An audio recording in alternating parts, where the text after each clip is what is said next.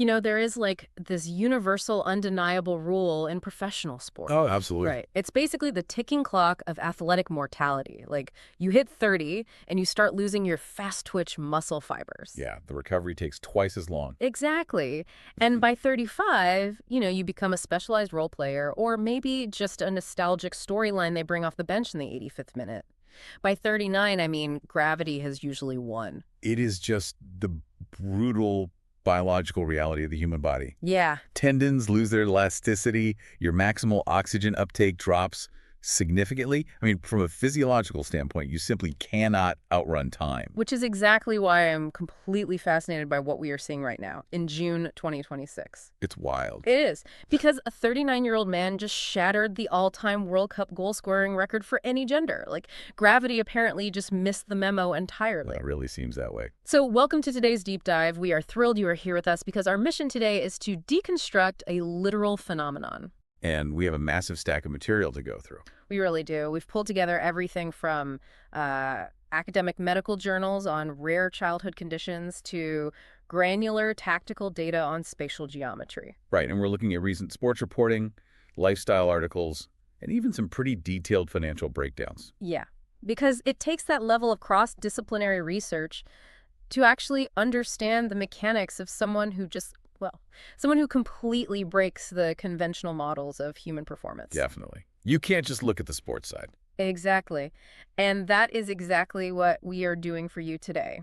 We are trying to find the architectural blueprint of Lionel Messi. But we aren't going to just, rattle off a list of his 46 team trophies. Or his 8 Ballon d'Or. We all know those stats. We want to dig into the how and the why. Like, how does a severe, almost career-ending medical disadvantage in early life, combined with a playing style that completely defies modern football, how does that create arguably the greatest athlete in history? It's a great question. Right. And whether you follow the sport religiously or you're just someone who wants to understand the extreme edges of human optimization, there is a blueprint here for you. A blueprint for leveraging your absolute worst limitations. Because when you look closely at the trajectory, this is not a story of flawless divine gifts just falling from the sky. Not at all. It is actually a masterclass in extreme constraint. It's about taking a set of severe physical limitations and basically systematically designing an entire reality around them. Okay, let's unpack this. Because to even begin to understand the 39-year-old guy dominating the 2026 World Cup, we have to rewind, like way back to 1999. Right, back to Rosario. Yeah, Argentina. We have this 11-year-old kid who was essentially told his body was totally incompatible with professional athletics. The medical literature we reviewed on this paints a very stark picture. It's intense. It really is. Okay. At 11, Messi was diagnosed with growth hormone deficiency, or GHD. What does that actually mean, biologically speaking? Well, his pituitary gland wasn't synthesizing enough human growth hormone. And this doesn't just mean you were short, Right. It affects bone density, muscle development, immune function, even cellular regeneration. His endocrinologist actually projected a maximum adult height of roughly 4 feet 7 inches without aggressive intervention. 4'7". I mean, in a sport that, sure, it's not rugby, but it still demands intense physical leverage, right? Core strength. Absolutely. You have to withstand brutal challenges from defenders who are often well over 6 feet tall. And the treatment protocol for GHD is incredibly severe, too. What did it involve? It involves daily, self-administered subcutaneous injections. Of synthetic growth hormone. Exactly. Yeah. And the primary friction point wasn't even just the medical toll, it was economic. Oh, yeah, the cost. The treatment costs around $1,500 a month. Which is a lot now, but back then. Right, in the context of the Argentine economic crisis brewing around that time. For a family where the father was a steel worker and the mother was a part-time cleaner, that is a catastrophic expense. Yeah, they relied on work benefits for a bit, but those ran out. And what strikes me here is the ruthless economic calculation of his boyhood club, Newell's Old Boys. Yeah, that part is tough. It really is. This kid is scoring hundreds of goals in their youth system, but they just renege on their promise to help pay for the treatment. They basically looked at his physical parameters and decided the ROI just wasn't there. Which forces the family into a desperate gamble, right? They leverage a family connection in Catalonia to secure a trial with FC Barcelona in September 2000. And he is only 13 years old? 13. Think about the psychological weight of that. Like, this isn't just a kid hoping to make an academy team. This is a 13-year-old performing to secure the medical funding required to just have a normal physiological baseline. And he dominates the trial so completely that Carlos Rexach, the first team director, he's just terrified of letting him leave. But the club's board is hesitating, right? Yeah. Because signing a foreign 13-year-old was totally unprecedented. Yeah. So Rexach literally grabs a paper napkin in a tennis club cafeteria I love this detail. and writes a legally binding contract right there to ensure Barcelona will cover the medical costs. The napkin is basically sports mythology now, but the reality of what actually followed was incredibly isolating for him. Very much so. You have a young teenager moving across the world to La Masia, Barcelona's academy. Right. And he is so naturally introverted that his teammates initially thought he was mute. Wow. And every single night, he retreats to his room to inject his own legs with a needle. It reads exactly like a superhero origin story to me, where this immense early burden forges this unbreakable psychological armor. That's a great way to look at it. I mean, considering the isolation and the physical pain of that daily routine, it has to be the mechanism behind his famous stoicism on the pitch, right? Like, he gets hacked down, and unlike almost any other player, he rarely dives or complains. He just gets back up. He really does. But I do want to push back on something that frequently gets glossed over in the romanticism of this story. Okay, let's hear. Synthetic HGH is a strictly banned substance. It is. So how does the governing body justify allowing a future professional athlete to literally inject growth hormones during his most formative developmental years? Well, this raises an important question, and it's actually a massive debate within sports ethics and governance. Why was he granted therapeutic use exemptions, or 2Es, by FIFA? Yeah, how did that pass? The distinction the governing bodies make is between enhancement and returning to a baseline normalcy. So they argue it wasn't about building like a super athlete, but rather just fixing a biological deficit. Exactly that. The medical data show that without the hormone, he would be severely physically impaired. The 2Es were strictly monitored to ensure his hormone levels did not exceed what a naturally functioning pituitary gland would produce. Okay, that makes sense. Ultimately, the treatment brought his final adult height to 5'7", which isn't towering. No, not at all. It is decidedly average, even slightly below average for a professional athlete.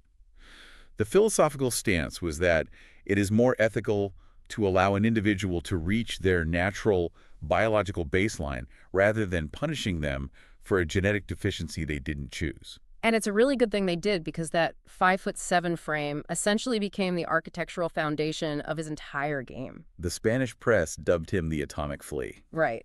Because he lacked the mass to overpower defenders. So he leveraged his incredibly low center of gravity. He developed this agility that allowed him to just slip through defensive lines. But overcoming that height deficit was really only half the battle. Yeah. Because as he aged, his body couldn't sustain those high-speed impacts over a 60-game season, which forced a bizarre tactical adaptation that, frankly, defies modern football logic. What did he do? He just stopped running. Okay, wait, so you're telling me the best player in the world is basically strolling around the pitch? I am. The spatial tracking data on this is wild. If you look at the granular tactical analysis from his last few major tournaments, including this current 2026 World Cup, Lionel Messi spends more time walking than any other outfield player on the pitch. That's crazy. By a staggering statistical margin. I just struggle to square that with modern football. I mean, we are in the era of high-intensity pressing. Teams are running a collective 120 kilometers a match. Oh, absolutely. We constantly hear managers demanding that defending starts from the front. How does a team not mathematically collapse if one of their players outright refuses to run for 80% of the game? It sounds like a massive liability. All right. And for a lesser player, it would result in being benched immediately. The data shows he frequently registers 0 interceptions and 0 blocks in high-stakes knockout matches. He does not track back. He does not engage in the high press. How does he get away with it? To understand why managers tolerate it, you have to look at what his brain is doing while his legs are walking. Right, because it's not laziness. Not at all. It is a highly active state of continuous data collection. Tacticians refer to it as scanning. Scanning. Yeah. While he appears to be completely disengaged, hovering near the halfway line, his head is constantly swiveling. Oh, wow. He is mapping the exact distances between the opposition center backs and fullbacks. He is identifying the shifting blind spots in the defensive structure. It's like echolocation for a bat. That's a perfect analogy. While everyone else on the pitch is frantically reacting to the ball and burning all this metabolic energy, he is essentially bouncing his vision off the defenders. He is mapping the exact spatial geometry of the pitch, so he knows the layout of the room before the lights even come on. That is the exact mechanism. Because he has spent 3 minutes doing complex spatial math at a walking pace, when the ball inevitably transitions to him, his decision-making processing speed is instantaneous. Because he already knows where everyone is. He already knows where the numerical advantage is. And there is a crucial physiological trade-off here.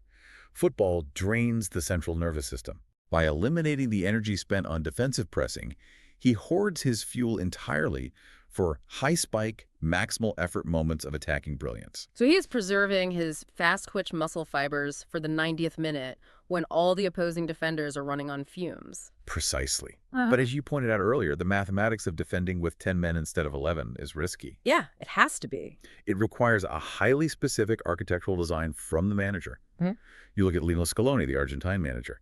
He explicitly builds his midfield to absorb Messi's defensive absence. Right, he deploys absolute engines in there. Players like Rodrigo de Paul. Yes. Their specific tactical mandate is to cover the acreage that Messi deliberately leaves vacant. They accept the statistical penalty of a lower defensive block because the expected goals, the XG output of a fully energized, hyper-aware Messi operating in the final third, just outweighs the risk of conceding possession. Exactly. They do the brutal, unglamorous labor, so the maestro has the physical bandwidth to compose the music. Well, here's where it gets really interesting, though. This highly calculated method of energy conservation and cognitive mapping perfectly explains the absurd reality we are watching right now. The current stats. Yes. It's June 2026. Messi turns 39 this month. Based on every historical precedent, he should be a ceremonial figurehead right now. Yet the statistical output from this year alone is unprecedented for an athlete of his age. Give us the numbers. In March of 2026, playing for Inter Miami, he scored the 900th senior goal of his career. Unbelievable. He led the franchise to the 2025 MLS Cup, securing back-to-back league MVP honors. And then he arrives at the 2026 World Cup. He becomes the first man in history to even play in 6 World Cups. And he is definitely not just making a cameo. No. We just watched him score a hat-trick against Algeria, followed by a brace against Austria. He now sits at 18 all-time World Cup goals. Passing some absolute legends. He bypassed Miroslav Klose. He bypassed Marta. He is now the leading World Cup goal scorer of any gender in the history of the sport. And he became the first player to score in 7 consecutive World Cup matches at 39. It completely breaks the aging curves we normally use to model athletic decline. Yeah. But it makes perfect sense when you view it through the lens of a player whose game relies on cognitive processing rather than sheer velocity. But what is driving that cognitive engine? We have a sports report from Goal.com detailing an interview with Scaloni. Oh, that interview is fascinating. Right. Scaloni essentially says they don't impose limits on him anymore. They just maintain an open dialogue about his physical load, and he will play as long as he wants. Yeah. But the detail that really jumped out at me from that interview was Scaloni noting that Messi still gets furiously frustrated over minor incidents during club matches. He really does. He will genuinely lose his temper over a misplaced pass or a bad call on a throw-in. I mean, how does a guy who has won 46 trophies, an Olympic gold, multiple Copa Americas, the World Cup, a guy who has literally completed the sport, still find the motivation to get angry over a minor foul in a regular season match? What's fascinating here is this psychological profile of extreme high performers. Okay, lay it out. When you reach a state of absolute historical dominance, the external motivators basically evaporate. Because he has everything. Exactly. He cannot gain any more fame. He cannot make any more money that would materially change his life. He has silenced every critic and completely secured his legacy. There is literally no one left to prove anything to. So the drive has to completely invert. It becomes entirely internal. It is an unquenchable, almost pathological obsession with the standard of execution. So it's about the perfection of the act itself. Yes. For an athlete with this mindset, a poorly executed pass or an unfair call isn't measured against the context of the game's importance. It is a violation of his internal geometry.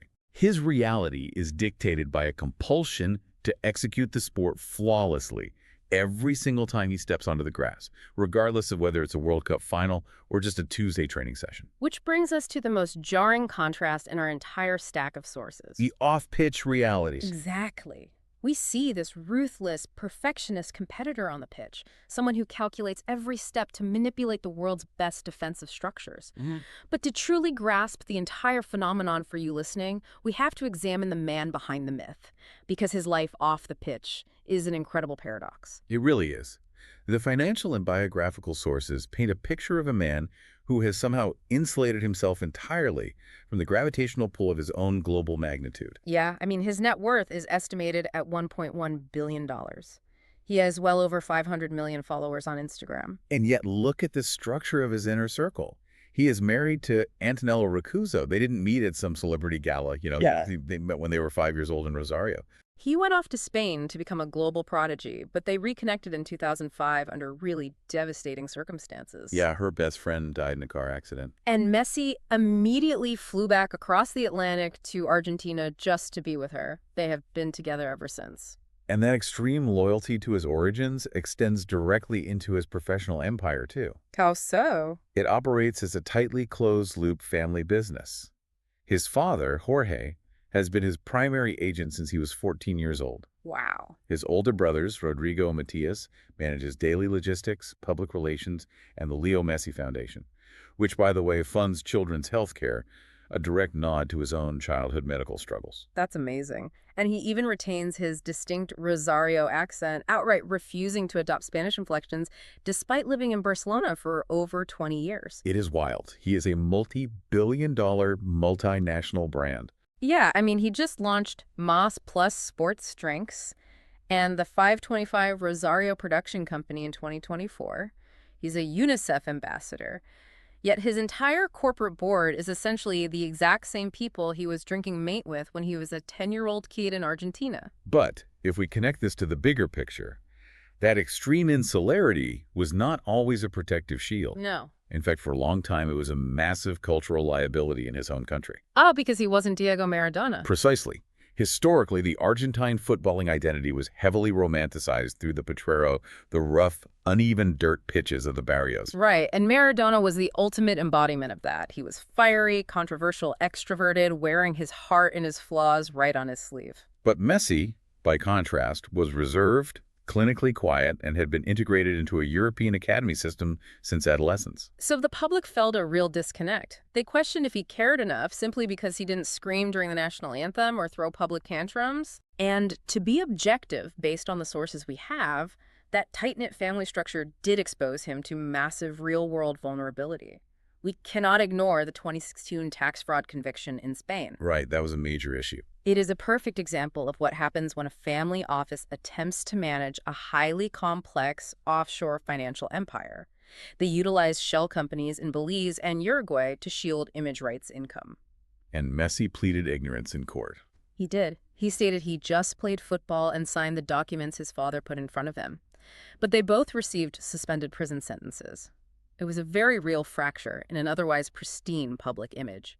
It really highlights the danger of relying solely on an insular circle for things that require global corporate governance. Definitely. But returning to his relationship with the Argentine public, the narrative arc over the last decade is truly cinematic. It wasn't just the eventual victories that won them over. It was the visible suffering. You mean losing 3 consecutive major finals in 2014, 2015, and 2016? Yes, and then returning to try again. As he aged into his 30s, his leadership style evolved. He became a more vocal, combative presence in the locker room and in the press. And when he finally delivered the Copa America in 2021 and then the World Cup in 2022, the cultural perception shifted entirely. He achieved a status equal to Maradona, but not by mimicking him. He did it by proving that quiet, relentless resilience could be just as authentically Argentine as fiery rebellion. So what does this all mean? We've looked at the endocrinology, the spatial tracking data, the billion-dollar family business, and the childhood romance. A lot to take in. It is. But if you're listening to this, think about your own environment, your career, your creative pursuits. We are so culturally conditioned to believe that maximum effort, like sprinting all day, is the only path to maximum output. But Messi didn't conquer the world by being physically superior. No. He couldn't be a physical bruiser, so he developed elite agility, and when his body could no longer sustain high-intensity sprinting, he didn't force it, he decided to walk. He decided to step back, bounce his vision around the pitch, and map the data while everyone else was panicking. It is the ultimate triumph of cognitive strategy over sheer physical exertion. He accepted the reality of his biological limitations and engineered a framework where those exact deficits forced him to develop unparalleled processing speed. It's a profound lesson in working with what you have. Which leaves me with a final, slightly mind-bending thought to leave you with today. Oh, I like where this is going. Based on the recent news, Messi signed a contract extension with Inter Miami that keeps him on the pitch through 2028. Which means? He will be 41 years old when that contract ends. Now, if his specific dominance relies almost entirely on cognitive mapping, scanning, and conserving energy, rather than relying on youthful velocity, could we theoretically see a playmaker of his caliber dominate into their mid or late 40s? Wow.